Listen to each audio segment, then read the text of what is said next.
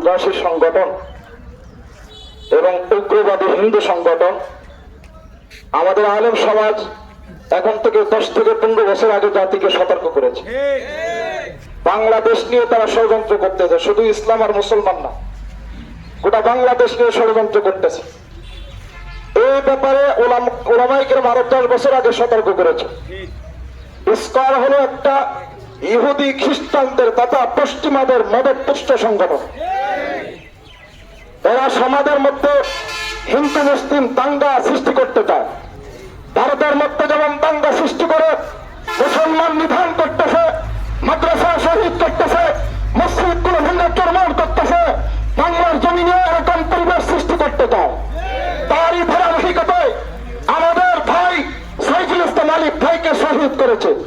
শুধু তাই নয়, 2014 সালে ইসকন স্বামীবাগ মন্দিরের কাছে আমাদের মুসলমান ভাইদেরকে তারাবির নামাজ পড়তে বাধা সৃষ্টি করেছে। 2016 সালে ইসকন আমাদের এক ইমাম ভাইকে চট্টগ্রামে তাকাসির মামলায় শহীদ করেছে। তারই ধারাবাহিকতায় আজকে চট্টগ্রামে আমাদের আলিফ ভাইকে শহীদ করেছে। আমাদের মসজিদকে ভাঙচুর করা মানে আমাদের কলিজা আঘাত দিয়েছে। সুতরাং আমাদের সর্বশক্তি দিয়ে ইসকনকে প্রতিরোধ করতে হবে। এখনই যদি প্রতিরোধ করতে না পারি, বাংলাদেশের আকাশে অন্ধকার নেমে আসবে। এই জন্য সরকারকে আমার কাছে আমাদের 4 তারিখ অবিলম্বে ইসকনকে নিষিদ্ধ করতে হবে। অবিলম্বে ইসকনকে ওদের দোষীদেরকে ধরে ধরে শাস্তির আওতায় আনতে হবে।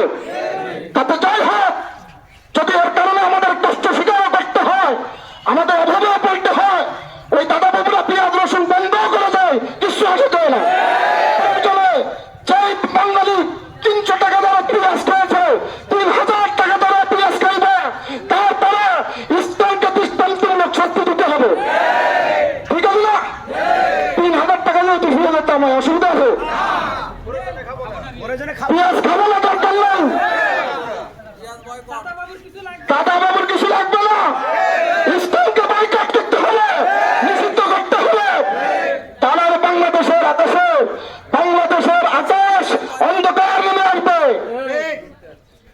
এর জন্য যা করার আমরা করবো ইনশাআল্লাহ।